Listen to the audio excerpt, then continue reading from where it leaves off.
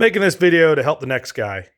If your brad nailer is not firing, it has air, it doesn't have a jam, and all that's happening is we pull the trigger, it's going psh, psh, and the air is coming out of the trigger well. The problem is the O-ring. There's 3 little O-rings in there right behind the trigger. Stupid simple to change, super cheap. I'm going to post the link in the description for y'all to find, because I mean, these things cost virtually nothing. It takes 2 minutes to repair. You don't need to throw your brad nailer away.